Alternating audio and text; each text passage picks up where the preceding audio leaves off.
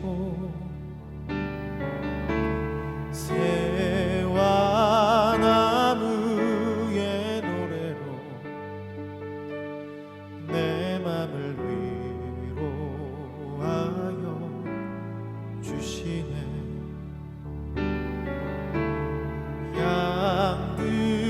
양들이 주인 찾듯이 오직 한 분 목자인 내 주님을 내가 찾고 또 따르니 주 곁에 나를 메어 주소서. 주는 내 피난처 내 요새 되시니 내 피할 곳은 주뿐이네. 나 돌아갈래 보냐 주의 집에서 내 주님 맞아 주시니. 그는 나의 주 아버지,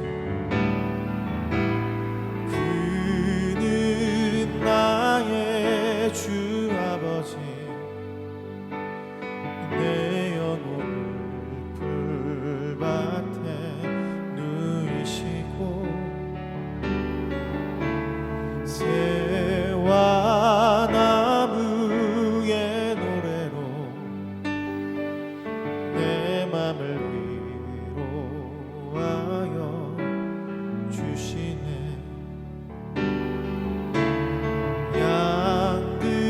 양들이 주인 찾듯이 오직 한 분 목자인 내 주님을 내가 찾고 또 따르니 주 곁에 나를 내어 주소서. 주는 내 피난처 내 요새 되시니 내 피할 곳은 주뿐이네. 나 돌아갈래 보냐 주의 집에서 내 주님 맞아 주시니. 주는 내 피난처, 주는 내 피난처 내 요새 되시니 내 피할 곳은 주뿐이네. 나 돌아갈래 보냐 주의 집에서 내 주님 맞아 주시니.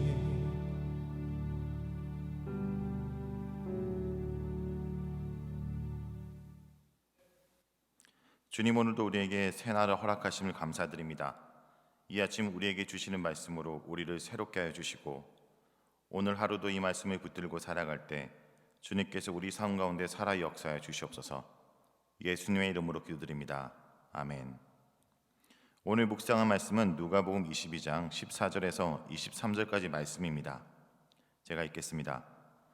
때가 이르매 예수께서 사도들과 함께 하사 이르시되 내가 고난받기 전에 너희와 함께 이 유월절 먹기를 원하였노라.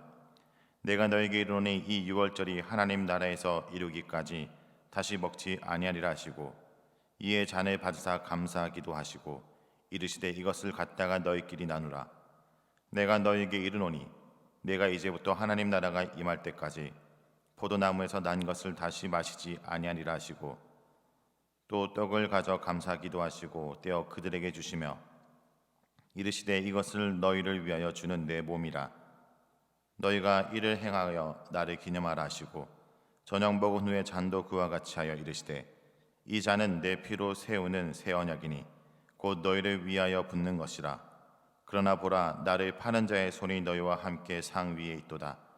인자는 이미 작정된 대로 가거니와 그를 파는 자는 그 사람에게는 하가 있으리로다 하시니 그들이 서로 묻되 우리 중에서 이 일을 행하는 자가 누구일까 하더라.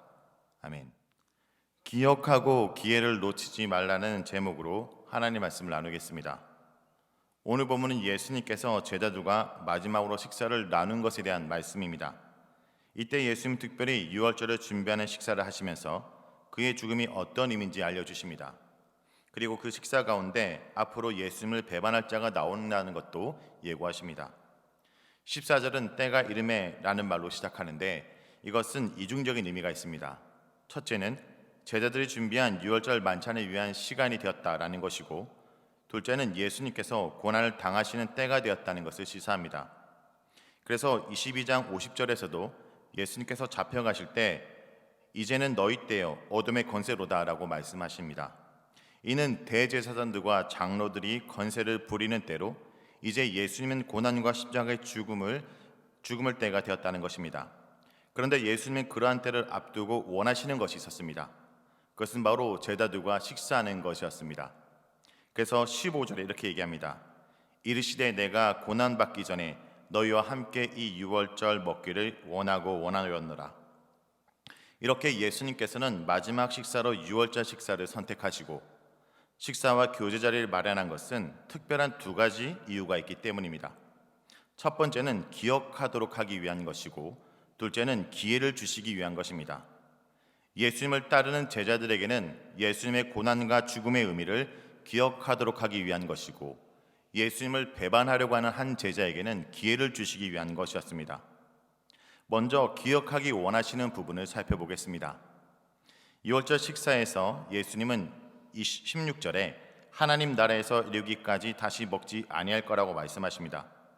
이것은 예수님이 죽음을 앞두고 제자들과 지키는 마지막 유월절 식사라는 것을 말함과 동시에 이 유월절이 미래에 완성될 하나님 나라와 연결된다는 의미입니다. 유월절은 이스라엘 백성을 하나님께서 이집트로부터 구원하신 것을 기억하는 절기입니다. 그런데 이제 예수님은 자신의 죽음과 부활을 통해서 우리를 죄에서 구원할 새로운 유월절이 되도록 기억하시겠다는 것입니다. 이 새로운 유월절이 무엇인지 예수님은 그의 살과 피를 통해서 알려주십니다. 보통 히브리인들은 유월절이 되면 식사 자리를 마련하고 유월절 의미를 가족 구성원이 되새기도록 하였습니다. 그때 무엇보다 식사 중에 잔을 들고 음식을 나누는 절차를 통해서 유월절 의미를 다시 한번 되새겼다고 말합니다.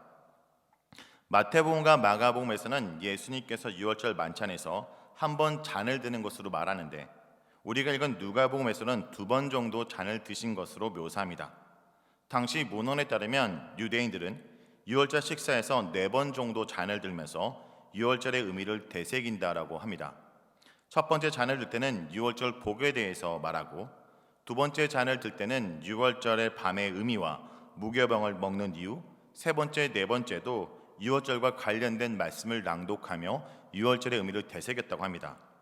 이렇게 음식과 포도주를 나누면서 하나님의 구원을 되새기는 그 자리에서 이제는 예수님의 구원 사역을 나눌 것을 제자들에게 기억하도록 하십니다. 이것이 오늘날 교회 정통에서 자리 잡은 성만찬의 유래입니다. 특별히 누가복음은 이 부분에서 다른 복음서와 다르게 20절에 새 언약이라는 표현을 말합니다. 이 잔은 피로 세우는 새 언약이니 곧 너희를 위하여 붓는 것이라. 사도 바울 역시 고린도전서에서 성만찬의 정통을 언급하면서 새 언약이라는 표현을 말합니다. 왜 새 언약이라는 표현을 사용하고 있을까요? 그것은 이제 예수님의 고난으로 하나님의 언약의 백성의 대상이 이스라엘 한 민족이 아니라 이방인을 포함한 모든 민족에게 확대되는 계기가 되었다는 것을 말합니다. 그러므로 우리도 구약의 유월절을 지키진 않지만 유월절에 주님께서 제자들과 행하신 성만찬을 통해서 주님의 구원을 기억하고 있습니다. 이렇게 주님은 죽음을 앞두고 제자들이 새 언약 공동체의 일원이 되었음을 기억하도록 하셨습니다. 그런데 그 자리에서 새 언약의 공동체를 기억하도록 하는 그 자리에 그 기회를 저버리는 자들이 있었습니다. 그 자는 바로 가룟 유다입니다. 가룟 유다는 새 언약이 맺어지고 새 언약 공동체가 되는 것을 모두 기억할 그 자리에서 그 기회를 저버립니다. 본문으로 보면 예수님께서는 가룟 유다에게 끝까지 돌아설 기회를 주고 계십니다. 예수님의 21절에 나를 파는 자의 손이 나와 함께 상유에 있도다 라고 말씀하시며 그 자리에서 자신을 배반할 자가 있다고 말씀하십니다. 여기서 손은 유다가 돈을 건네받고 예수님을 팔려고 하는 모양새를 대변하는 이미지입니다. 그런데 예수님은 다 아시면서 그 제자가 누구인지를 밝히지 않으시고 그 자에게 이 말 하를 언급하시면서 마지막까지 그 손을 거둘 수 있는 기회를 제공하십니다. 하지만 유다는 자신이 정한 길을 갑니다. 22절은 예수님께서 하나님의 뜻을 이루기 위해서 작정하신 십자가의 길을 걸어가시는 모습과 이런 예수님을 팔기로 작정한 유다가 어떻게 될지를 분명하게 보여주고 있습니다. 인자는 이미 작정대로 가거니와 그를 파는 자는 그 사람에게는 하가 있으리로 하시니 예수님은 돌아올 기회를 주셨지만 유다는 기회를 저버립니다. 유다의 배반은 시편 41편 9절에 예언된 내용이었지만 하나님의 작정이 아니라 탐욕을 쫓는 유다의 선택과 결정이었습니다. 탐욕과 욕망을 쫓던 그는 새 언약의 소망 되신 주님께로 돌아갈 기회를 저버렸습니다. 탐욕과 욕망에 눈이 멀면 결국 돌아갈 기회를 놓쳐버리고 마는 것입니다. 성도 여러분, 오늘 우리도 새 언약의 백성 공동체로 돌아갈 기회를 허락하시는 그분의 손길을 놓지 않기 원합니다. 돌아갈 기회를 놓지 않는 것은 예수님처럼 소명을 기억하고 그 사명을 감당하는 것입니다. 하나님의 뜻을 이루기 위해 자신을 부르신 소명을 기억하고 자신을 내어주신 그 사명을 감당하는 주님은 인간으로 오셨지만 인간의 욕망을 쫓지 않고 소망을 기억하고 사명을 감당하심으로 우리에게 소망이 되셨습니다. 이번 사순절 기간 동안 예수 그리스도의 선택을 묵상하며 따라가는 주의 제자들이 되길 간절히 기도합니다. 말씀을 놓고 다 같이 기도하시겠습니다. 주님께서 우리가 새 언약의 공동체로 살아가도록 하심을 감사드립니다. 하나님 나라 백성으로서 예수 그리스도의 제자로서 살아가게 하여 주시옵소서. 오늘도 새 언약의 백성으로 살아가도록 하신 이 기회를 저버리고 세상의 욕망을 쫓아가는 어리석은 자가 되지 않게 하여 주시옵소서. 다 같이 기도하시겠습니다. 하나님 아버지 감사드립니다. 주님의 피와 살로 우리가 하나님의 언약 공동체 백성이 되었습니다. 주님께서 우리에게 새 언약을 주시고 이제 우리는 이전이 아니라 새로운 유월절을 지키며 구원받은 백성으로 살도록 되었습니다. 날마다 우리에게 허락하시는 그 은혜와 또 이 기회를 통해서 우리에게 제공하는 그 하나님의 그 길들을 우리가 놓지 않기 원합니다. 하나님, 우리가 탐욕과 욕망의 눈이 모두 하나님의 오늘도 우리에게 하나님 언약 백성으로 살도록 한 기회를 놓치는 어리석은 자가 되지 않도록 주옵소서. 끝까지 가룟 유다에게 하나님의 백성의 공동체가 되기를 손 내미신 그 주님을 기억합니다. 그 주님이 오늘도 우리 삶 가운데 우리에게 손을 내미시고 다시 한번 우리의 손을 거두어 주님의 손에 잡혀 주의 백성을 사역하는 우리가 되게 좀 도와주소서. 하나님, 이 세상 가운데 주님께서 이 길을 걸어가셨기에 우리 또한 그 길을 걸어가는 주의 언약 백성이 되기를 주님 주시면 함께 하소서. 이어서 선교사님과 열방을 위한 기도를 드리겠습니다. 제임스한 지난 선교사님 위해서 기도합니다. 일본 입국 과정이 원활하게 진행될 수 있도록 기도합니다. 사역하는 학교 학생과 부모님, 선생님, 습대들과의 관계를 지켜주시고 서로가 은혜가 될 수 있도록 기도합니다. 선교사님의 자녀들을 위해서 다 같이 기도하시겠습니다. 하나님 아버지 감사드립니다. 제임스한 지난 선교사님 기억하여 주옵소서. 일본 가운데 주신 그 사명이 있습니다. 그 학교를 섬기고 그곳 가운데 믿음의 사람들, 믿음의 하나님을 다음에 세우기 위한 귀한 사역을 귀한 비전을 허락하셨는데 이것을 잘 감당하도록 좀 도와주소서.